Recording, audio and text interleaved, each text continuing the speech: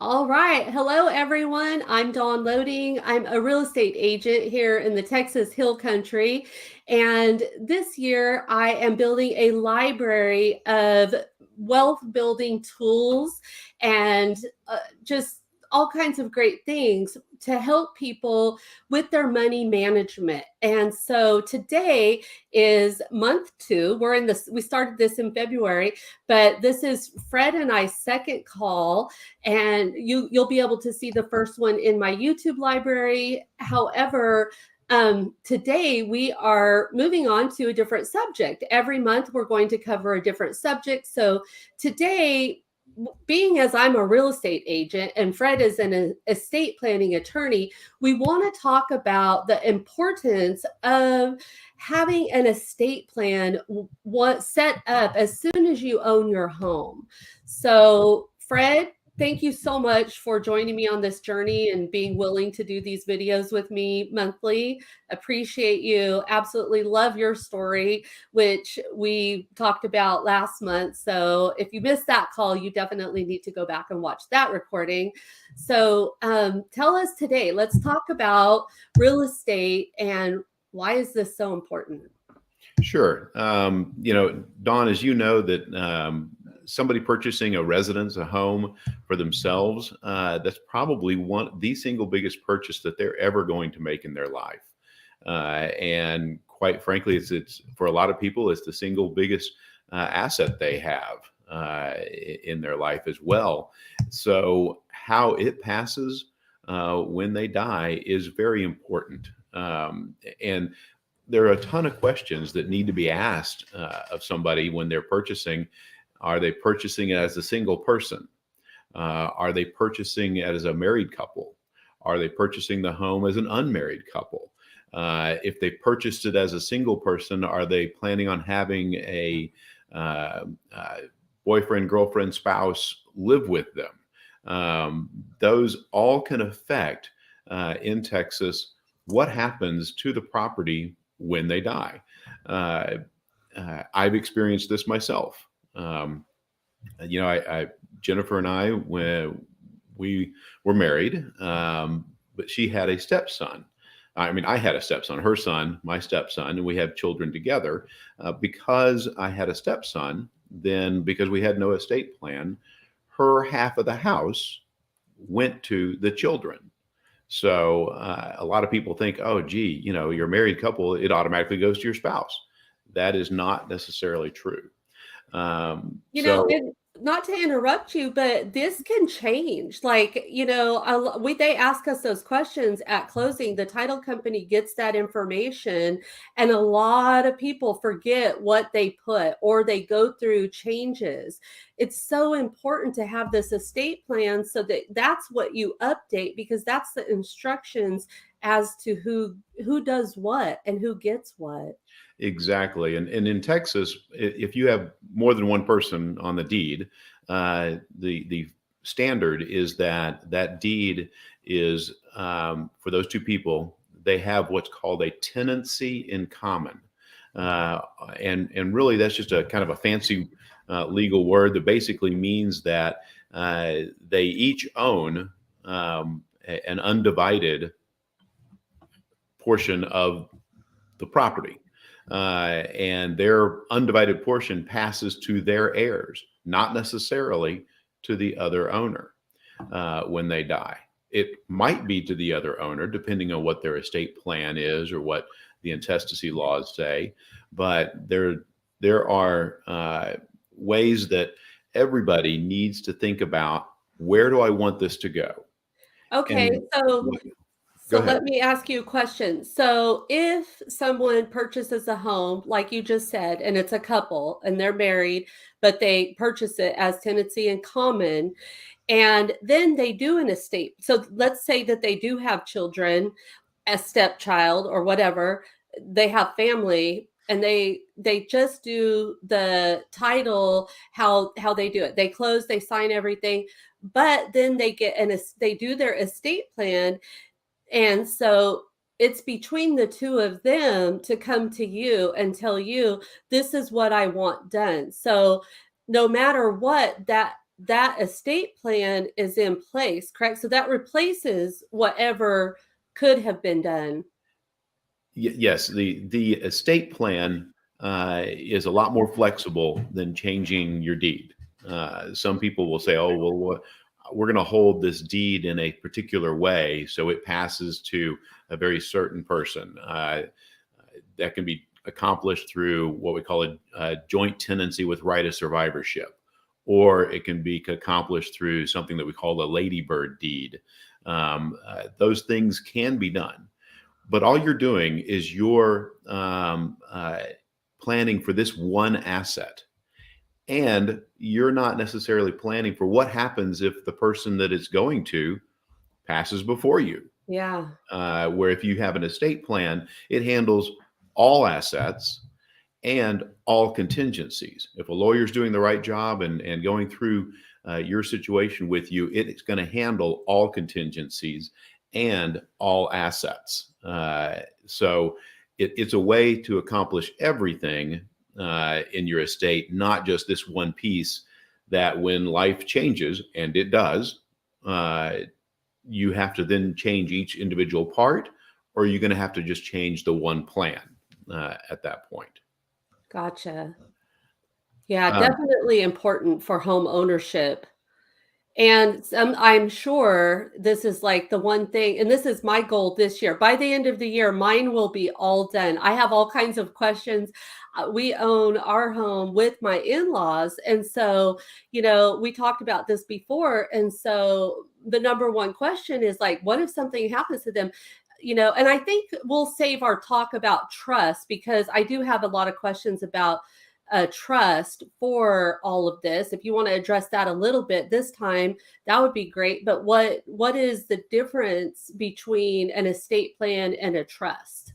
well, a trust is a form of an estate plan.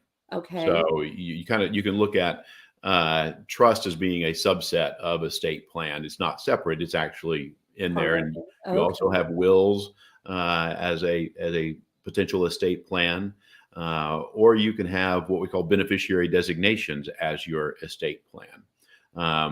The beneficiary designation, which was kind of what I was alluding to earlier, is something where you end up with, I'm going to designate this account to this person. I'm going to designate this account to this person. I'm going to designate this piece of property, this home, to this person. And you end up with really a piecemeal solution, which has no flexibility. It's not going to change. And it doesn't protect you necessarily in the event of your disability. If you're disabled, if you be, are your assets going to be protected? Are they going to be managed on your behalf, which you can accomplish with some of the other things out there? Another thing to consider are tax issues. When you own property that you pass through a will, or in some instances through a trust, there can be what we call a step up in basis.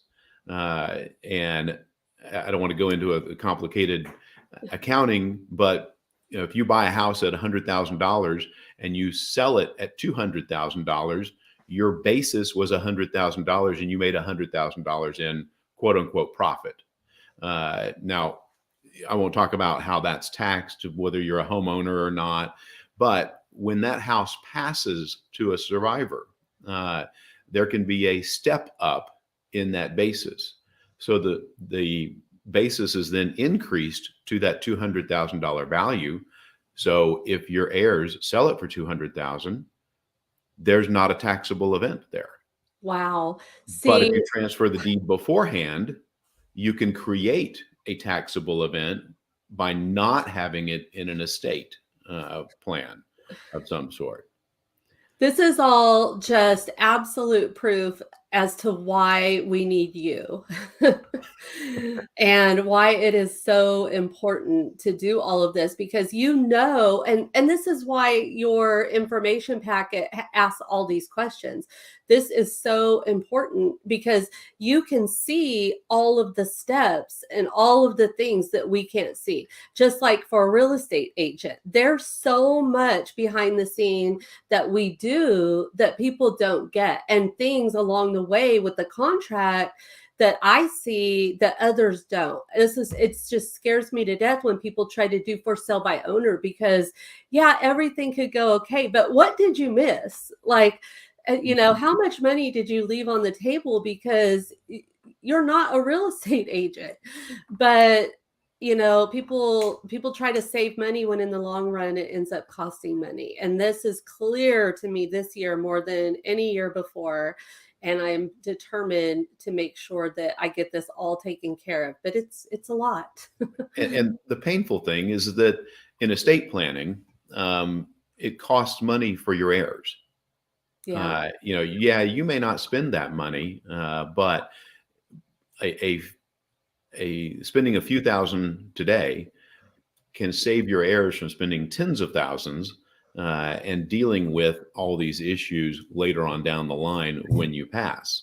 And so for your loved ones, do you want them dealing with this and paying more than they should, paying more out of your estate, or take care of it now and it's taken care of? Yeah. It goes to where you want it to go, how you want it to go to them. Yeah. Awesome. Definitely. We have 4 kids, 2-step for my husband, and then we have our in-laws too. So we definitely need to get it figured out. And so do all of you. Like everyone that owns a home, if you're getting this and you're a homeowner and you have not done this is something you need to reach out to Fred. I'm going to put his information. He's got a beautiful website. I love your website, Fred. That is such a great, whoever did that did an amazing job. That looks great. So lots of details there. You could get a hold of him there. Fred's trusted here in New Braunfels by so many. And I feel 100% comfortable sending anyone to you, knowing that you're going to take great care of them. Well, I appreciate that vote of confidence. And yes, the website, we do have a lot of information on there. Yeah, you do. Feel free to poke around and take a look at it. And feel free to go ahead and schedule an appointment with me there as well. Free 15-minute phone call with me to talk about your situation and what it is we may be able to do to help you out. Definitely. Because when you're buying a home, this is an important step. You need to make sure that it's going to go where you want it to go when you die. And we don't like to think about death. We don't want to think that we're going to, but it happens. Right. We know for sure it's going to happen. We just don't know when. Exactly. So let's get the planning done today. Yeah, exactly. And that's part of your story. I know we didn't really touch on that at all in this call, but you could hear his whole story in the last call that we did. But Fred had to face this himself with his wife when his wife passed unexpectedly. And so he completely changed his direction for his business and now specializes in this. So I think that's just a beautiful thing. Not that you want anything to come out of this, but we know your passion now with helping other people avoid what you've had to go through. So exactly, that's my goal is no one should have to go through what I went through. And I really think that it's an important service for everybody out there. I made the mistake myself as a lawyer, thinking, I can do it, but I needed a professional as well. And now, because of that experience, I'm here to serve those that need it. Yeah, definitely. So. Perfect. All right, Fred. Well, thank you so much. I think I would love, I kind of like to give them a taste of what we're going to talk about next month. Do you have any idea? I suggested trust, but I think you just kind of went over that. So, well, we can go into that further. There's a lot more to talk about there, and I'll be more than happy to talk about trusts and how they are, in my opinion, really the most flexible vehicle for estate planning and why. Okay. They're not for everybody, but they have definite advantages over a will-based plan. Perfect. And that I think is going to be important for us. So I'm going to get started on that paperwork and we'll get busy with that. So thank you so much. And we will see you back here next month. Sounds good. Thank All right. you. Thank you.